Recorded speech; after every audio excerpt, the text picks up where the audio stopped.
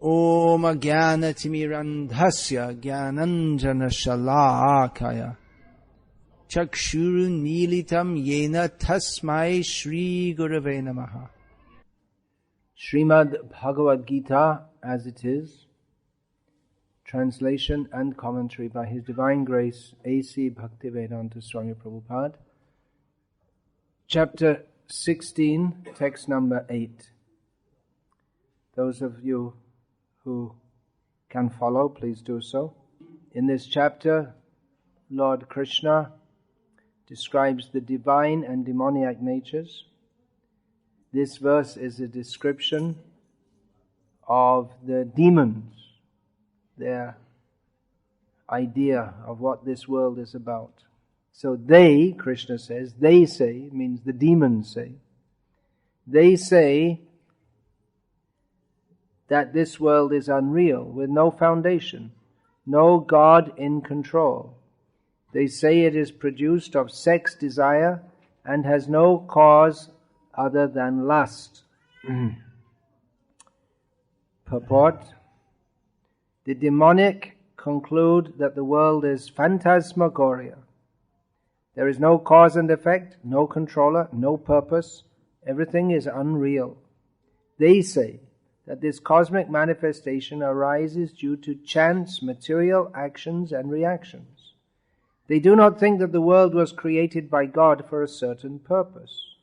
They have their own theory that the world has come about in its own way and that there is no reason to believe that there is a God behind it.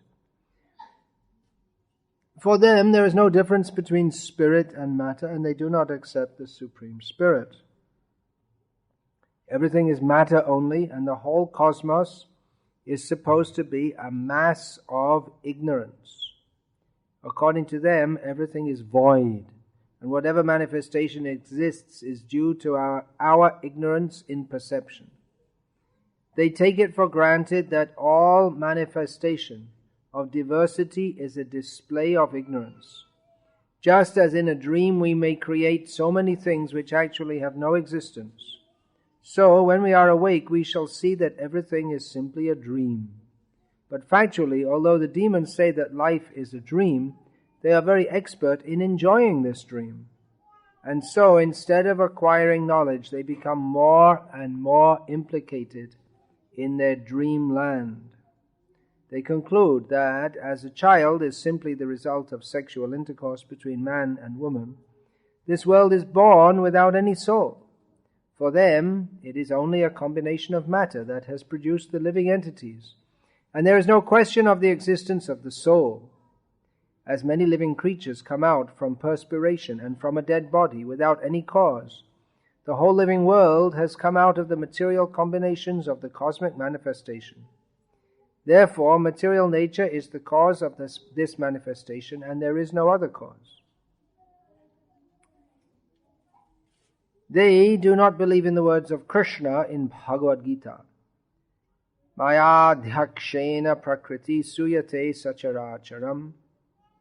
Under my direction, the whole material world is moving. In other words, among the demons, there is no perfect knowledge of the creation of the world.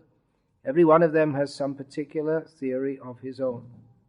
According to them, one interpretation of the scriptures is as good as another, for they do not believe in a standard understanding of the scriptural injunction. This purport provides an excellent example of text from Srila Prabhupada that is misquotable. We have right here in Srila Prabhupada's own book, most important book, Bhagavad-gita as it is, most important in the sense that it's the book that the text he spoke on most and is distributed most, is the basic understanding. So Srila Prabhupada writes here, as many living creatures come out from perspiration and from a dead body without any cause, the whole living world has come out of the material combination of the cosmic manifestation. Therefore, material nature is the cause of this manifestation, and there is no other cause. There you are, it's a quote from Prabhupada's book.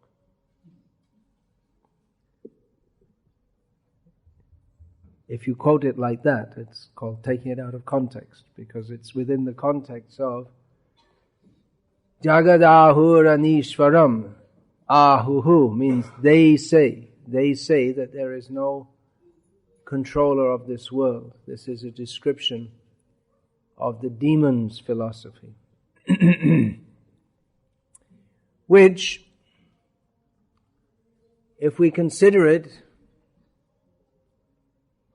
seems quite sustainable. If we examine this world, what do we see? We see everything here is temporary. Everyone is struggling to be happy. But where is the happiness? Simply trying to be happy in a futile manner. What is the happiness that Prahlad Maharaj says? Yan maithuna adigrihame sukham hitucham.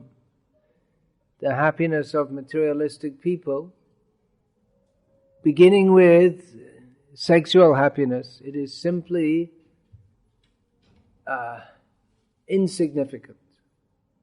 Tucham. It almost sounds like you could spit the word out.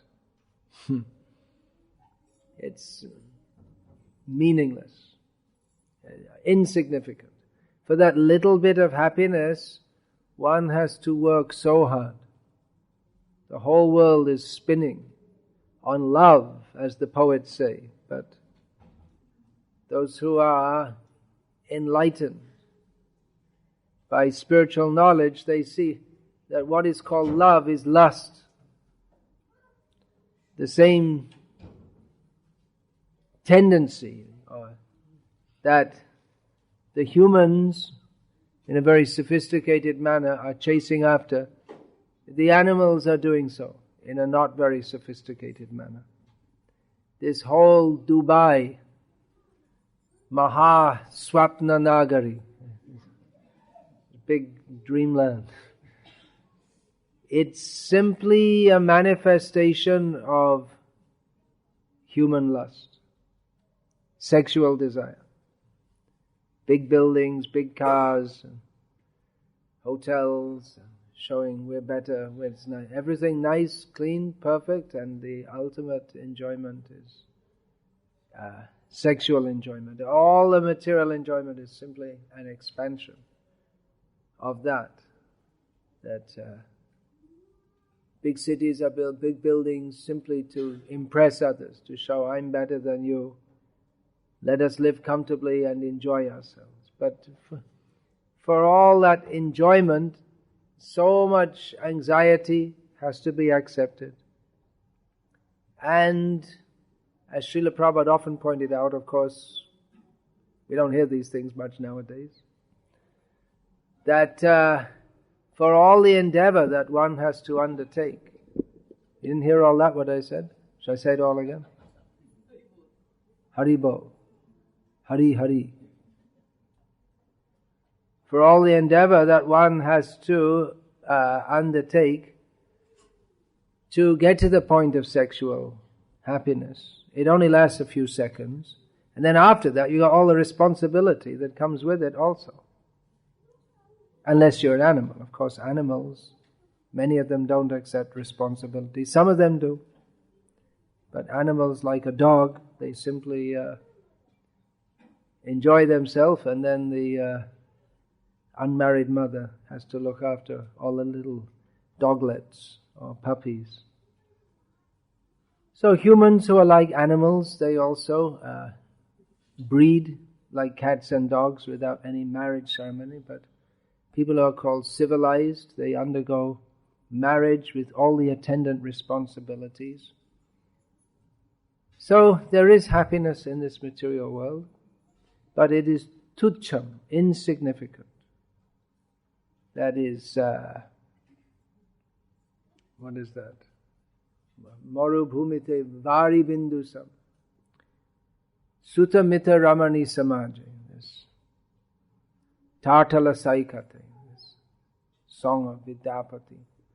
That in the burning desert, if you get a drop of water, burning hot desert. Here, if you go out in the sand, you may get caught in the burning heat. And you're literally dying for water. And someone comes along with a little dropper and says, I have water for you. It's water. You can't do it. It's water. It's what you want. But it's simply insignificant. It's not enough to satisfy our need. So the material happiness is insignificant. It's always attended by much suffering. And it's meaningless. You see, someone struggles to be a big man in this world, or nowadays a big woman also. You can be leader of a country, leader of an army maybe, as a woman also. You can do anything. Same thing as a man. Women, they have their liberated position to become as big fools as the men are. As the role of the biggest fool has always gone to the men in human society. Now the women also want to be as big. So you can be a very big shot. But what is the meaning? It's just a flash life. Just in a few seconds, it will all be finished. So people, they make statues, or they have their portrait painted, or they have someone write a biography of them so that their memory will be perpetuated. Or if they're a scientist, they discover some law and they put their name on it, although it was already there before they discovered it. So people try to become remembered, but it doesn't help them whatsoever to be remembered. So, seeing all this, it would seem to be not a wrong theory that this world is meaningless. We may say, well, there's so much, you can see there's so much order. This is our standard argument, right, against people who's atheists. You say there's so much order in the world, well, there must be a God. But for the person who sees meaningless, the order in the world adds to the meaningless. It adds to the absurdity. There's so much order in the world, but the end result is simply disappointment, suffering.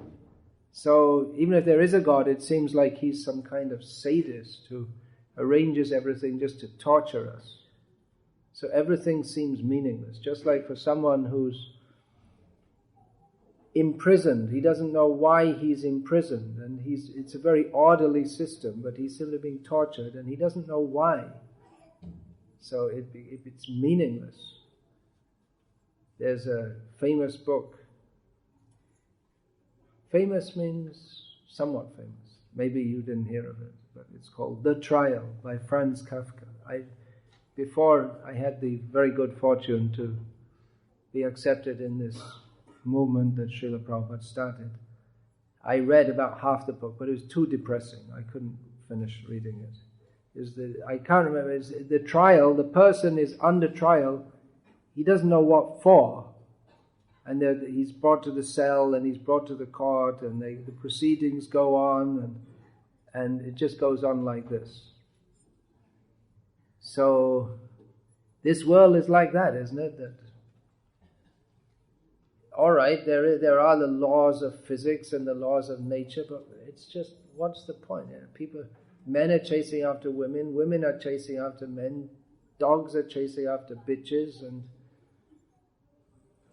everything, as the Bible states, dust thou art, and unto dust thou shalt become. This body is just made of matter, formed from dust, and it will become that again. So everything seems meaningless. And they say, asatyam apratishtamte. There's no truth, there's no ultimate truth, there's no ultimate meaning, there's no ultimate basis. And jagadahur anishwaram, there's no God in control. And course, we're not going to say that, but people say, well, where's God?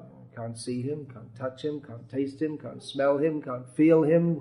Where is the evidence? Where is the proof that there is God? You're all feeling depressed by now, hearing all of this. It's pretty depressing philosophy, isn't it?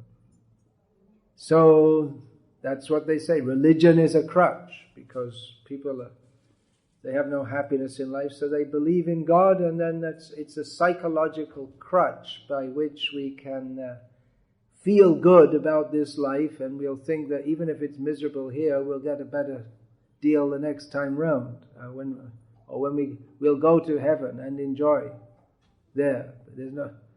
So religion is called a psychological crutch by one Mr. Freud, and the opiate of the people by one Mr. Marx. These are all Germanic thinkers, screwed the world up.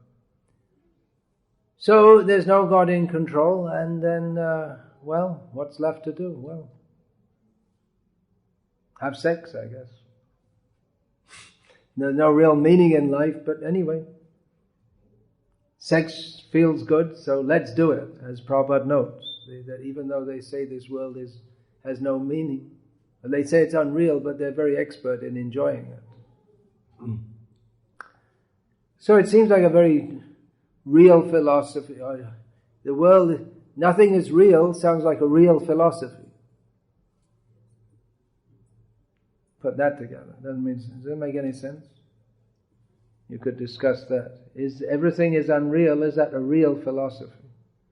We couldn't be real, because that if it's a real philosophy, it would disprove the statement that everything is unreal.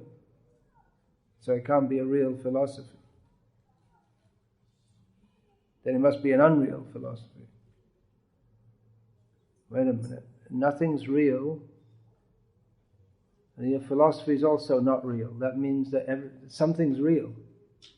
So then you come to Buddhism, Voidism, and ideas that,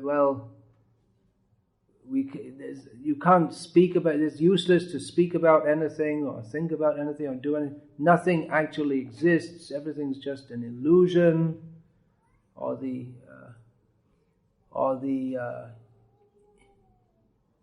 Brahmavadis or Mayavadis, they say that, we should there is Satyam, but this Jagat is Mithya.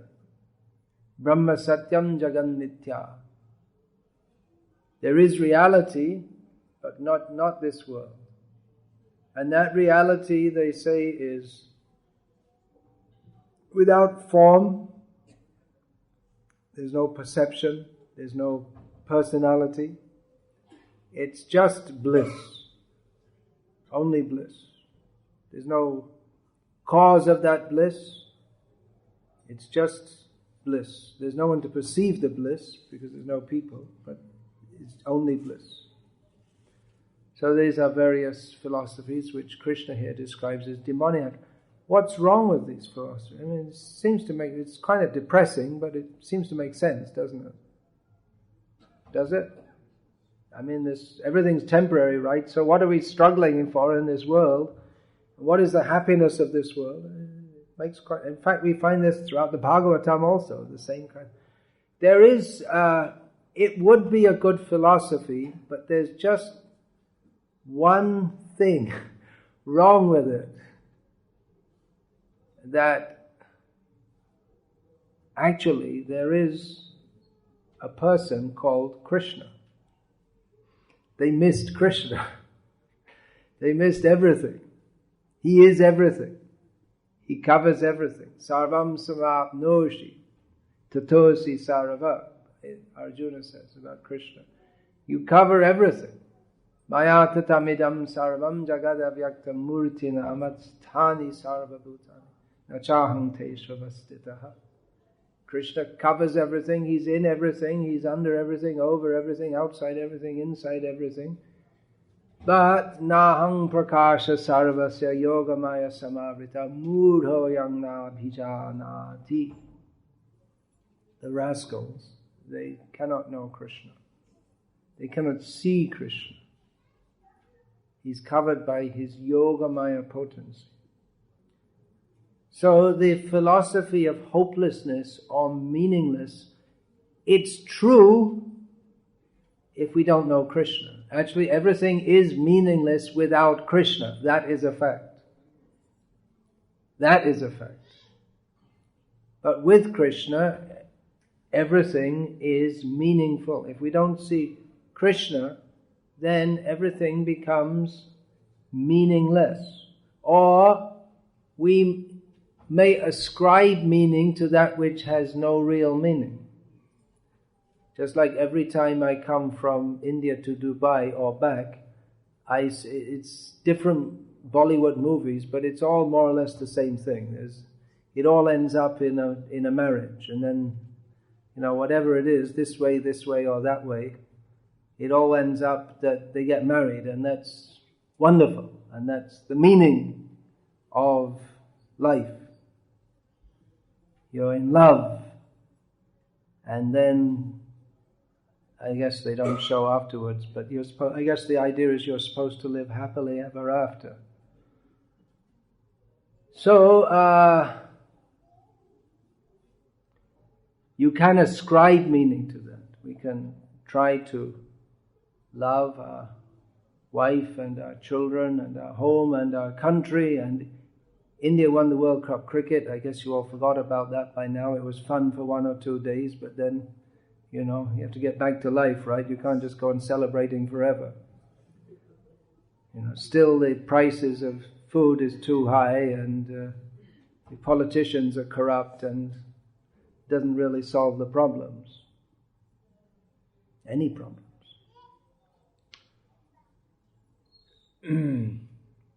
So we ascribe, that's a good example, isn't it? Cricket. India won the World Cup. What does it mean? Someone threw a ball and someone hit it with a bat, and someone ran this way and someone ran that way, and they have some rules of a game, and India won it. But there's a field and some grass and a ball, and people are throwing it around, and they make some rules. They made up some rules, and they call it a game, and then they say this is the India cricket team. But what is it? India? What? That's also something made up. The political boundary of India is something made up. It's phantasmagoria, Srila Prabhupada says in this country, in this purport. So, we ascribe meaning to that which has no actual meaning, and we place our love in really phantasmagoria. Bollywood is phantasmagoria land, dream world. People like the dream world. Bollywood, and in Telugu there's Tollywood. What is it in Chennai?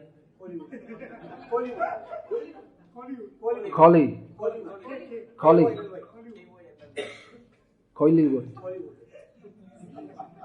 In Kerala, what is it?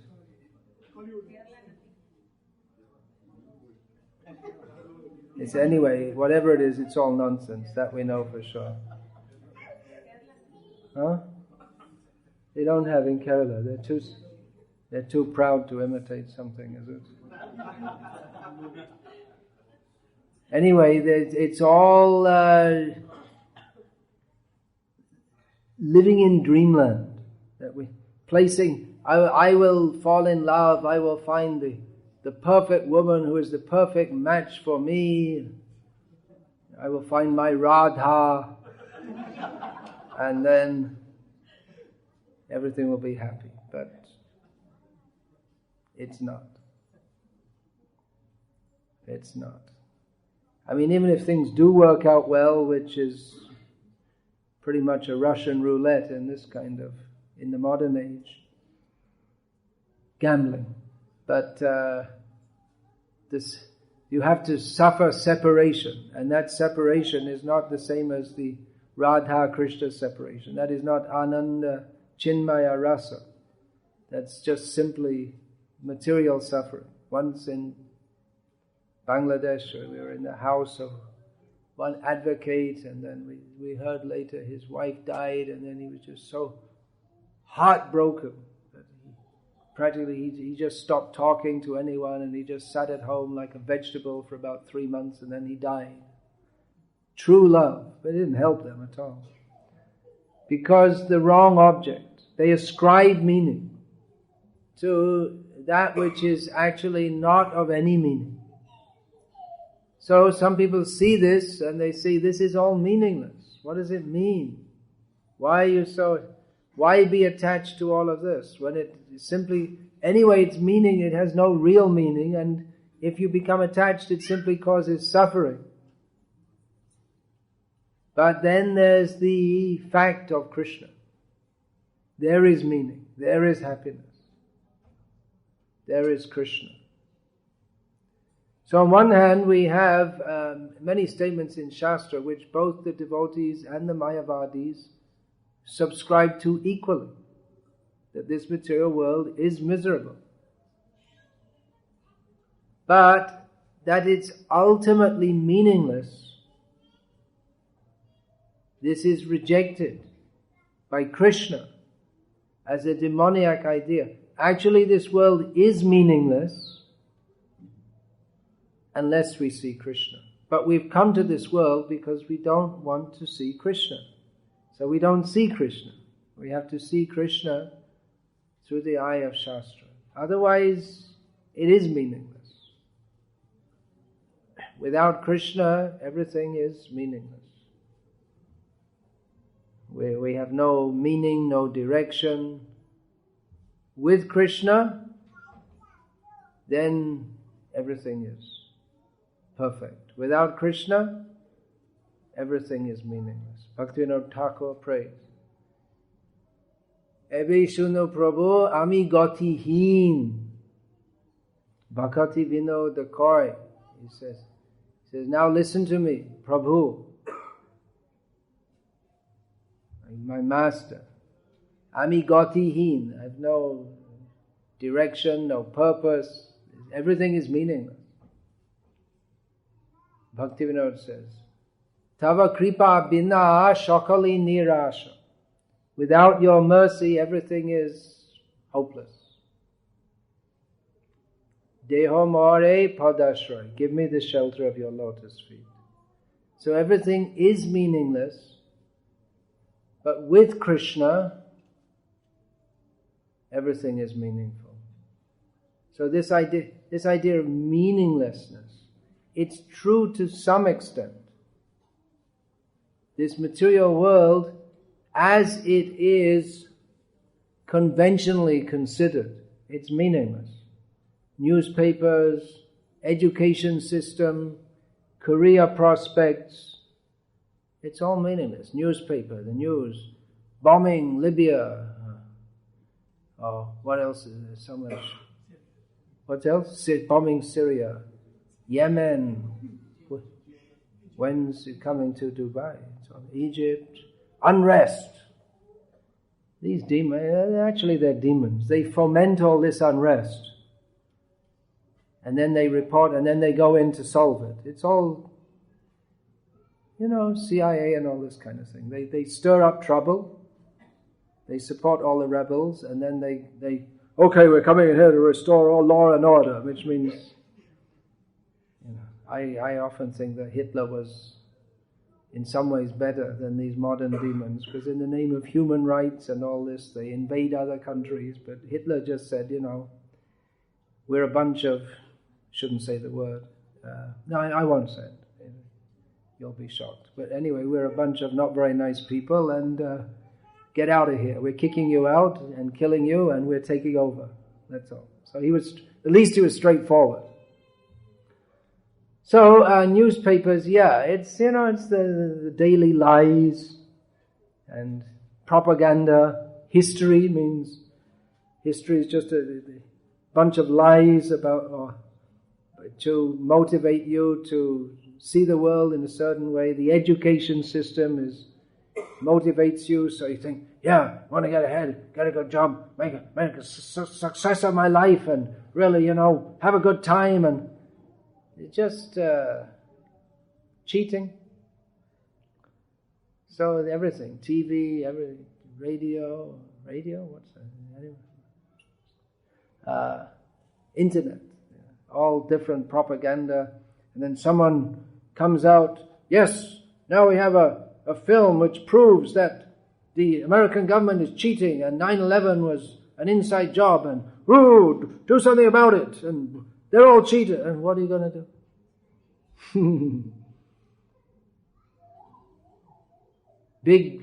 Blowing a big horn. It's all meaningless. Just like at the marriage, they blow big horn and the man rides on a horse, or they used to. What do they do nowadays? They get on a big imitation space rocket or something. They used to go around the town on a horse. I don't think they do that anymore. Anyway, so then you have your honeymoon, and then there you are. You have a life working, pay off the mortgage. So it's all meaningless. But Krishna is the fact. The Mayavadis, they may accept that also, but they accept Krishna to be a fact in the same way that everything else they perceive as a fact. They perceive it as a fact within illusion. Krishna, therefore they're called Mayavadis. They think Krishna is also Maya. Everything in this world is Maya. Krishna comes in this world, therefore he's also Maya. Therefore we kick in your face and you can enjoy. It's only an illusion, don't protest. As Srila Prabhupada often used to say, you kick in the face with boots. He didn't do it physically, of course, but verbally, certainly he did. So the fact of Krishna. Now we may say, well, we didn't see, touch, smell, feel, taste or hear Krishna, so what is the evidence of his existence? Well, again, we can logically discuss how actually everyone's looking for happiness, therefore ultimately there is happiness, but not in this world. But logic, of course, someone can argue against that also. If people are somewhat reasonable, they should accept there is a supreme benign controller. But many people, they think, no, how can the supreme controller be benign when this world is full of suffering? Just a few days ago, for the first time ever, there was an interview of the Pope on TV, and the questions were mostly about suffering. Why is there suffering? And his reply was, we cannot know. Means he doesn't know. He's supposed to be a spiritual leader. Why is there suffering? Because you eat meat every day, big Pope. That's why there's suffering. Dalai Lama, another big rascal, talks of peace and eats lots of meat every day. Not just a little, but he's a big glutton. Apart from being a meat eater, he's a big glutton. So, all this cheating propaganda is there. People don't know Krishna. Logic, that's the point I was talking about. Logically, we can explain that ultimately reality is good, reality is beautiful, reality is true, satyam, shivam, sundaram. But people may say, well, look at the world, it's miserable. How can we think that there's a benign God? Why do you believe in God? That's why there are some, in the Western countries, there are a fair number of people who call themselves Satanists. They worship Satan. Satan is something made up by someone in the Arabic desert a long time ago, whose features as a prime figure in the Bible and the Quran. But we don't find any such person in Vedic culture. There are asuras, but not one devil. So the Satanists say, hey, we're worshipping Satan. He's the real boss. Even if there is a God, he lost control long ago. Satan's in charge. So better worship him. This world is full of violence and hatred, so better worship Satan. He's the boss. He's definitely doing better than God. God's out of the picture here. Goodness doesn't rule, evil rules, so better worship Satan. That's what they say. Difficult one to argue against if you don't know the actual fact. So, it seems reasonable to say, yeah, well, the world is bad. How can you say there's any God? This Ram Jegmalani, he said, that I used to believe in God. But when I went to the scene of the earthquake in Gujarat, then I stopped believing. I saw so much suffering. Because people think God means He should set everything up so we can enjoy ourselves in this world. So in Bhagavad-gita, Krishna explains, this question, why is there suffering? We cannot know. You see Bhagavad-gita, Purusha sukha dukhanam bhautritve hetu ruchate. We ourselves are the cause of our own happiness and distress. Ichhadvesha samuthena dvandva mohena bharat. Sarva bhutani samoham sargayanti parantava. We have come to this world because of perverted desire. And the opposite of love toward others. So man is the architect of his own destiny. We get what we desire. We're suffering in this world because we cause suffering to others. So we could say this is a reasonable philosophy by which we can establish the existence of God. Then others can go on arguing, but ultimately Praman is Shabda. The Vedas give knowledge of the supreme reality. Of course, the Mayavadis will interpret the Vedas to say that ultimately there is no... Mayavadis take Shastra also.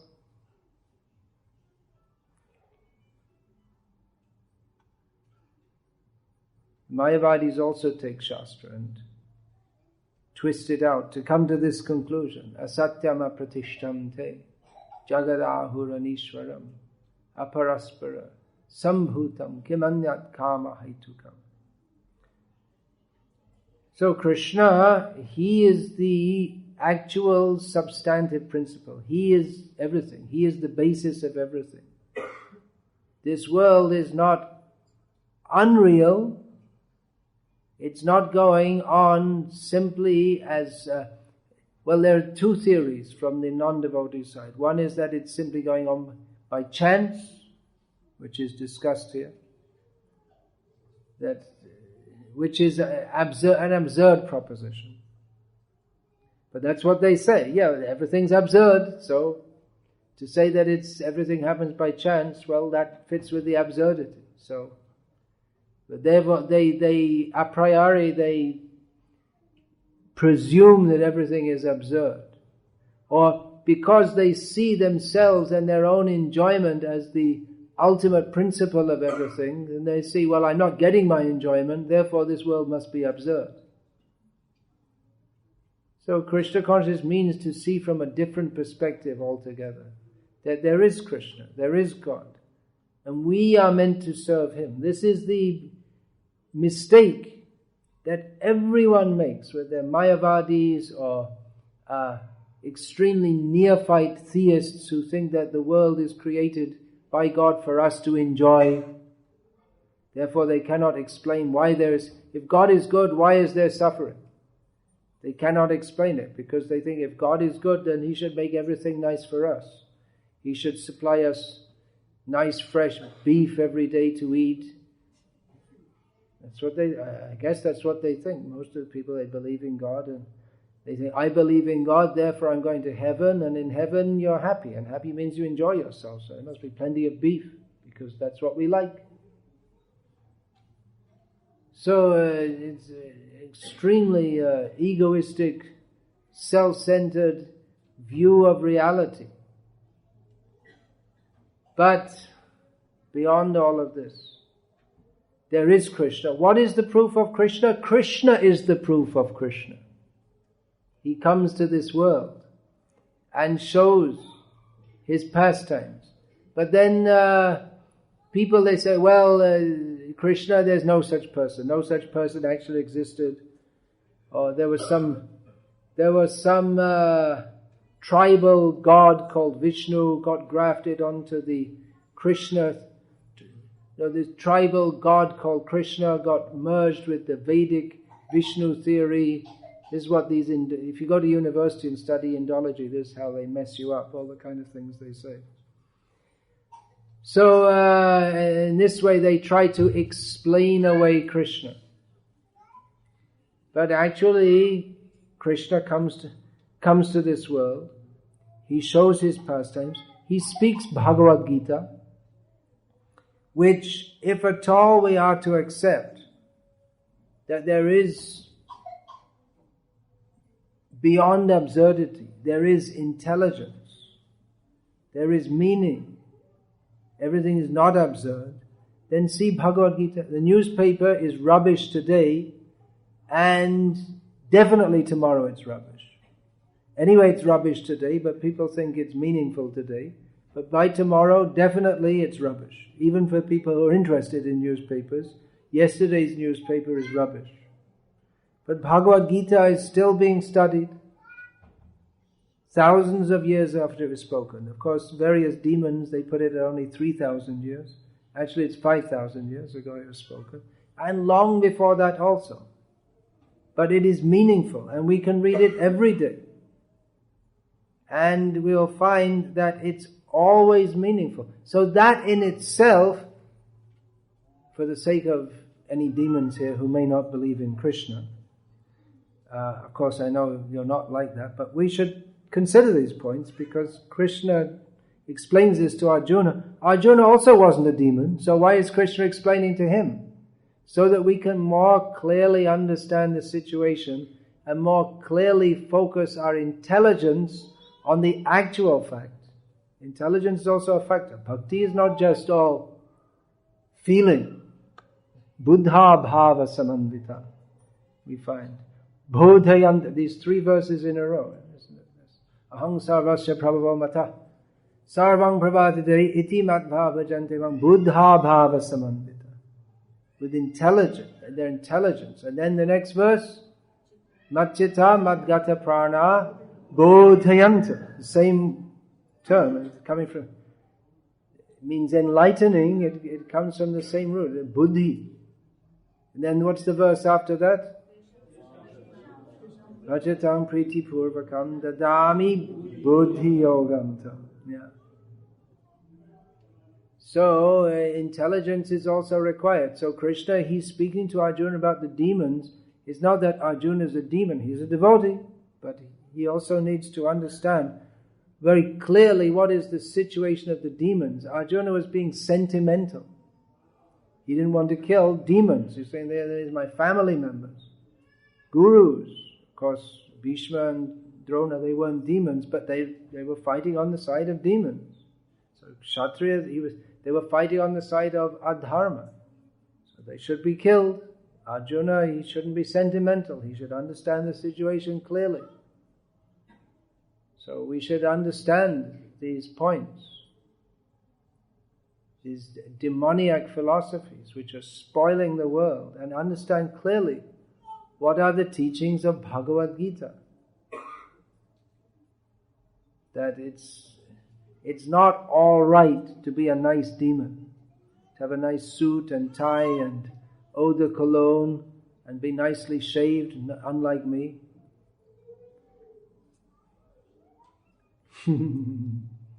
Nicely shaved and speak very politely and not accept Krishna as the Supreme Personality of Godhead.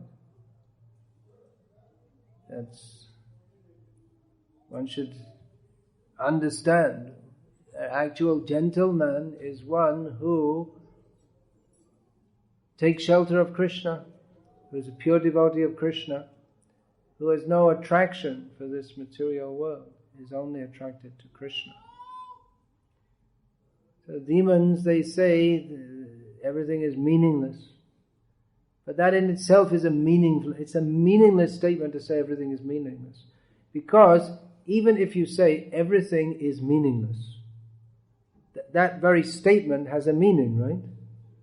And you wouldn't say it if you didn't think that the person hearing it could understand the meaning. You say everything is meaningless. You don't say alamaratu. Alamaratu is that means everything is meaningless in a language which I just made up. I'm just saying as a. You see, if I said it in some language, I only if I was to say that in say Chinese, I don't know any Chinese speaking people. Any Chinese speaking people here? No. So if I was to say that, for instance, in Mandarin Chinese, to you it would be meaningless because you can't understand it. But if I say it in a language you can understand, I say it because I am confident that you can understand it. So even to say everything is meaningless, and then you discuss about it, well, even if you discuss about it, that means that there's meaning to the words. It's accepted that the other person understands what you're saying. That's why these people are crazy. Because they're talking nonsense. And actually, if they do just go crazy, which is likely to happen, if you just go round and round philosophizing in your mind, you'll never come to any conclusion and you just go crazy, actually. Or you come up with crazy ideas. What goes on in the name of philosophy is mostly the ranting of madmen, often under the influence of some intoxication. So it is better to take knowledge from Krishna, who is the meaning. Without Krishna, everything is meaningless. But actually we can't be without Krishna. We cannot be, but we can imagine ourselves to be without Krishna. And with Krishna, everything is all talking, tasting, laughing, having friends, eating, everything becomes fully meaningful. We can't see Krishna. Well, we can see Krishna. People say we can't see God. Well, we can see God. Can't see, touch, smell, taste, feel, hear. Yeah, everything. Krishna can be seen, touched, smelled, tasted, felt, everything. But it requires a little faith to go beyond the platform of simply relying on our own senses to understand everything. Sensual platform is a very low platform. Indriyani purani ahur indriyebhya parang manasastu parabhuddha yo buddhe paratastu saha. The sensual platform is the lowest platform. The animals are on that platform. In the modern age, everyone's simply on the sensual platform. Not even on the mental platform, intellectual platform. What to speak of the spiritual platform? Simply on the sensual platform. Everyone is kept as a fool on the sensual platform. You see, this Dubai is all developed for sensual enjoyment. But intellectual, is there any intellectual life here? Yeah. Yeah, that's all. Well, in traditional Arab culture, they do have a culture of poetry, actually. I don't know if it goes on in this country much. They do have. They have like poetry competition. Yeah, that's Have Quran recitations. Yeah, so that's some culture. But basically, this whole area is built up just on sense gratification. You go to dolphins, and when it's coming in, they have the advertisements: go and swim with the dolphins, and all kinds of things. Gamble away your money, shop till you drop, and all this kind of invest. Enjoy, like this, very strongly on the sensual platform. And people are attracted by that, but that's also there, of course, in Krishna consciousness. Krishna consciousness is the actual, real sense enjoyment. Kirtan, prasadam. But then again, we have to see that we don't get carried away on the sensual platform. If we think this is for my enjoyment, yeah, I like that kirtan, that was a good kirtan, but does Krishna like it? We have to see. Anyway, there are so many discussions, but Krishna is meaningful. We should understand how Krishna is the only meaning. Everything else, it's shakali nirasha. It's all simply hopeless. Everything is hopeless without Krishna. What these people say is true in that sense. Your career, your home, your family, your friends, your country, you're winning the World Cup cricket, everything is meaningless.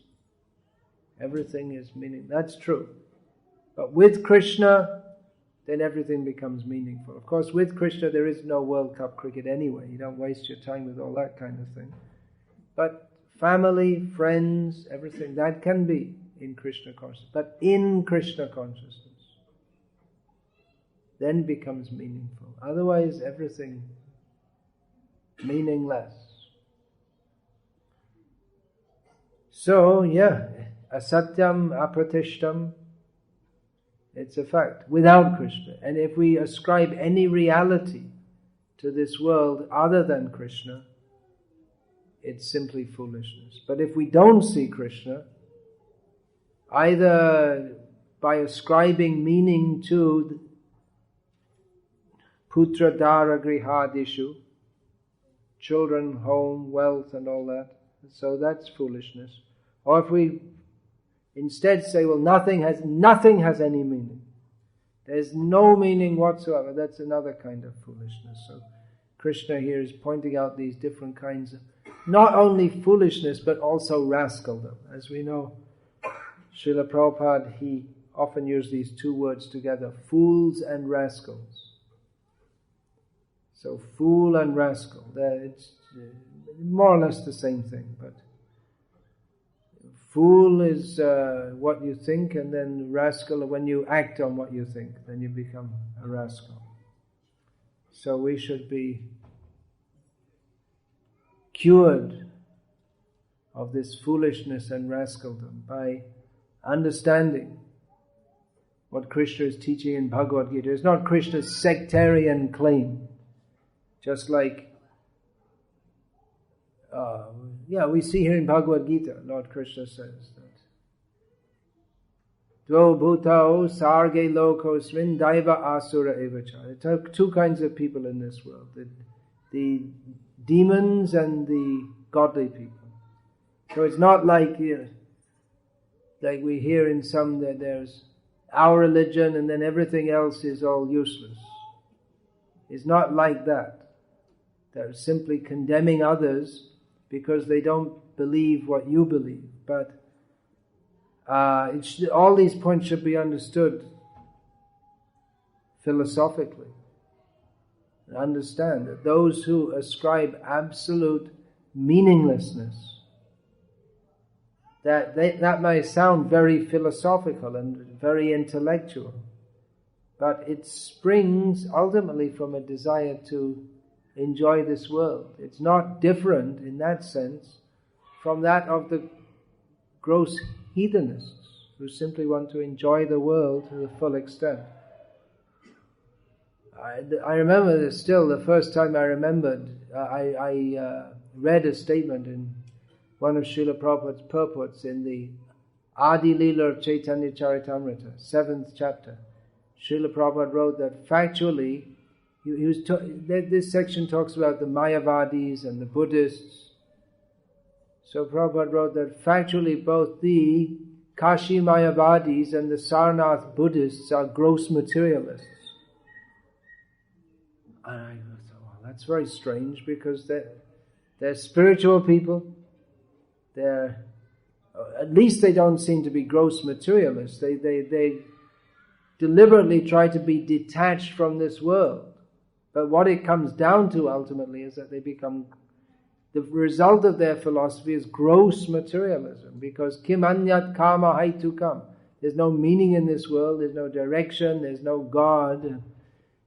If you believe that, but you're still left with your senses.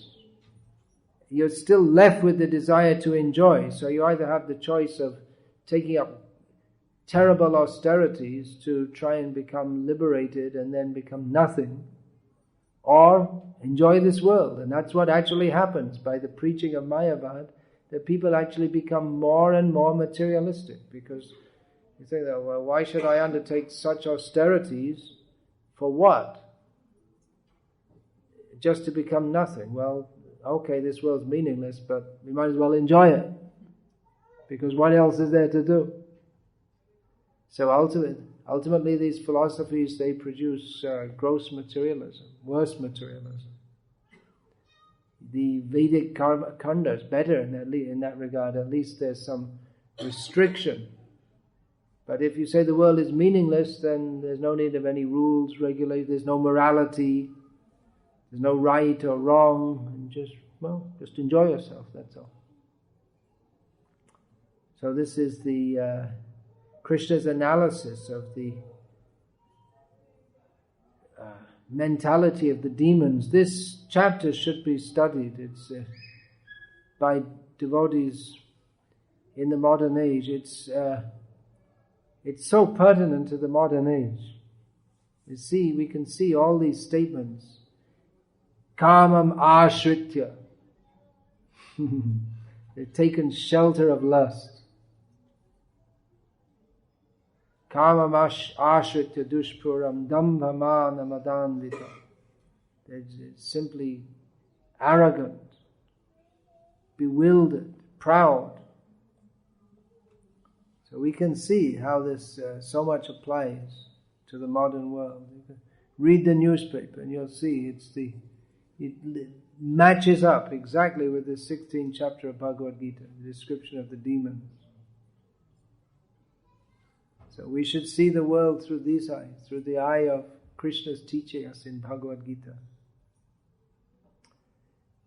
Hare Krishna. Any question about this, please?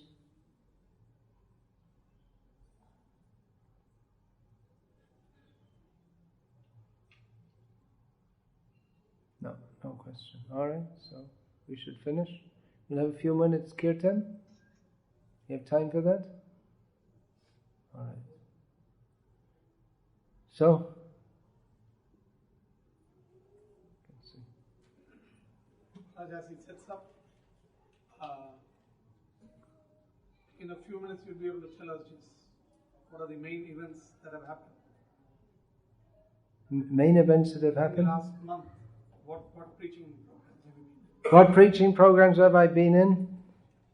Oh, I've been very busy preaching, sitting on a farm for the last month. Just coming in at the weekend for doing programs, but writing and writing. Busy preaching. I really have to stop traveling. I should just sit and write. I've got so much work to do in writing. Maybe I can show you some of it. It's just if I sit and so many things are coming by Krishna's grace. So, but I can't keep up with it all. So I should stop traveling and sit and write. And by Krishna's grace, some meaningful books should come out.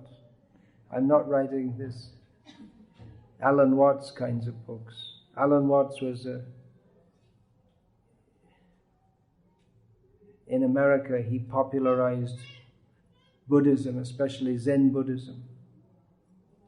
He was a well-known author among the hippies. When he was asked to write a review of Prabhupada's Bhagavad-gita as it is, he became very angry because he didn't like it. When Prabhupada was told, he became pleased that this Buddhist became angry when he had Prabhupada's Bhagavad-gita.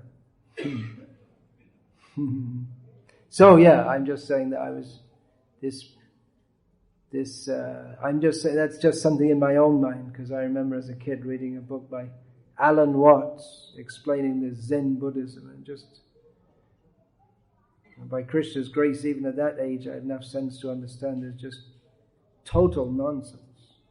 The famous sound of one hand clapping.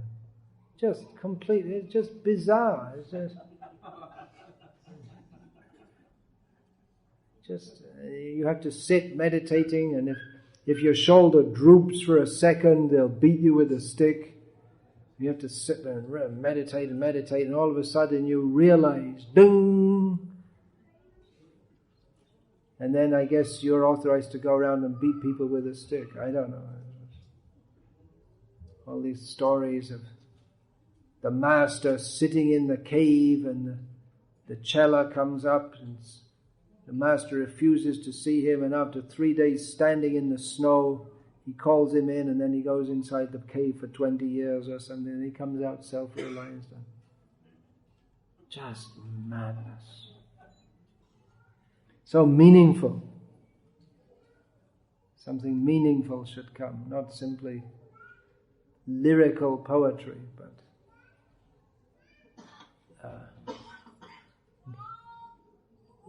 what we should all try to make some meaningful contribution to the Sankirtan movement. Meaningful, or has another meaning, significant. Do something meaningful. Not pie in the sky or castles in the air. Do something meaningful for Krishna. So what I've been doing for the last month is mostly sitting and writing. Doesn't sound very exciting, but I'm fired up. I'm into it. What is the topic? Not any one topic. Discursive. Mostly Bhagavad-gita, but not systematic.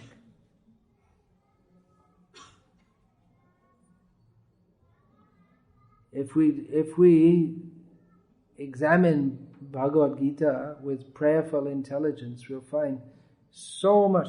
The same words are used again and again in different contexts. And then how that...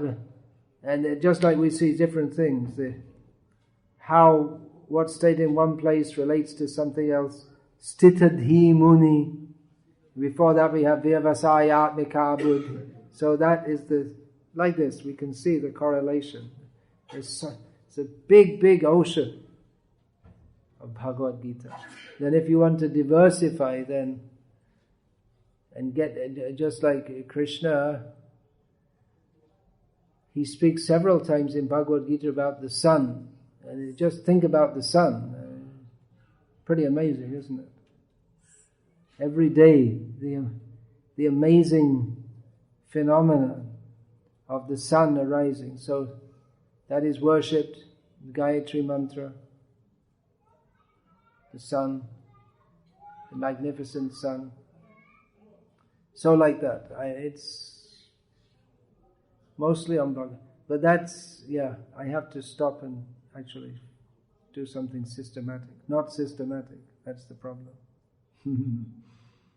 Unsystematic.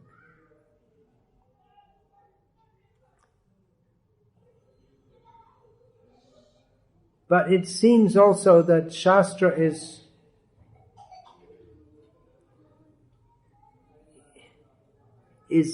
what in modern terms we might call unsystematic. In modern education you have this module, that module, take a topic, this, that, but Shastra, often it doesn't seem to be systematic in that way. But there's a purpose in that also. Shastra is actually, the traditional system is a guru will teach a disciple. And he'll either choose the book to teach, or in the Sampradaya they'll have certain books which they emphasize. And they'll teach that. And it's not that you do not necessarily what we call systematic in the modern way, but the points are taught, and gradually the disciple realizes it may not go in a linear manner. The education, it's not exactly knowledge acquisition as we think of it in the modern terms, but it's more awakening our consciousness of who we are in relationship to Krishna, and negating the misunderstanding of our having any relation to anyone or anything outside of a relationship with Krishna. So it's more works on the ego than on the intelligence. Definitely intelligence is there. But not... Definitely the intelligence is there, but not as it's understood from the mundane perspective. There are so many things in Bhagavad-gita. Krishna, he speaks so disparagingly about karma. But then we cannot be with it. Ultimately, the Mayavadis, they may say, okay, stop all karma, but that's not Krishna's message at all. The message is to purify it. Bhakti is, of course, we talk about sakama bhakti and nishkama bhakti. So which is better, sakama bhakta or nishkama bhakta? Which is better? You say nishkam, but actually there's no such thing as nishkam. Bhakti means sakam, but the kam is for Krishna, for pleasing Krishna. So when it says nishkam or sakam, that's in terms of material desire. But actually the desire must be there to please Krishna, otherwise there's no bhakti. There's no meaning to it. So Krishna himself, he is Kamadeva. If we get up to Chaitanya Charitamrita, we'll find out who is that Kamadeva who maddens the whole world. That's the Aprakrita Madan is Krishna. So anyway, we can go through Bhagavad-gita and maybe at some point we'll get up to Chaitanya Charitamrita. Which is a very different kind of book to Bhagavad-gita actually. Bhagavad-gita is just a very rich, concentrated philosophy, which is also there, of course, in Chaitanya Charitamrita, but the linguistic structure and is quite different. Definitely, there's a lot of philosophy in there, but it's presented in a very different style. I have to think about it a bit and pray for some intelligence to explain that more clearly. But it's definitely a very different kind of presentation, much bigger, and in story form, like this.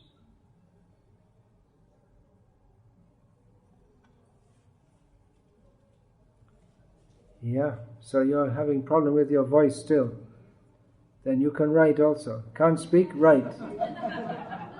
I also have problems with my voice. I tend to lose my voice. So can't speak? Write.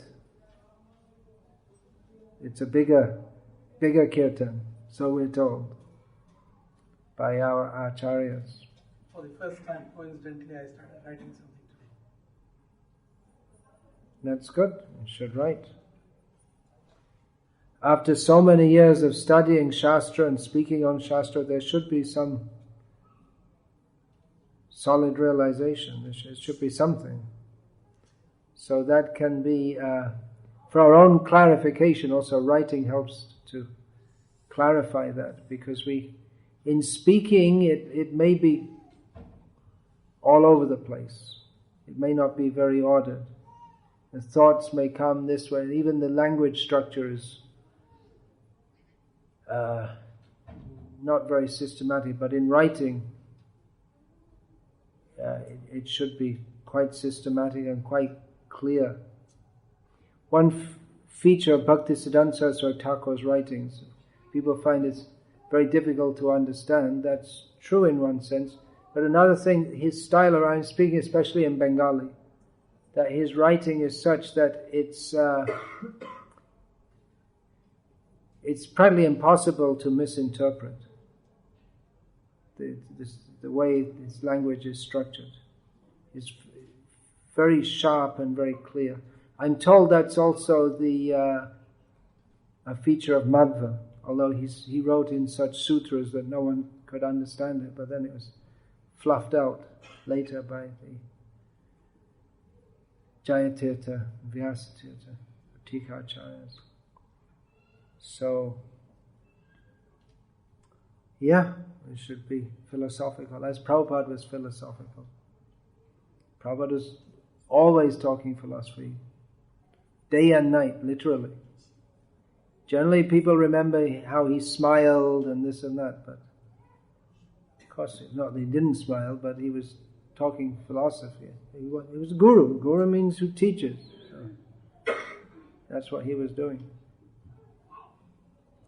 He wrote books, he lectured, when he met with people, he discussed the philosophy of Bhagavad-gita.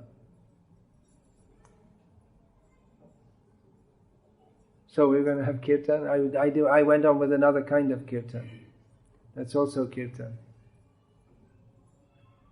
The 9 processes of devotional service which are exemplified by 9 devotees. So kirtan is exemplified by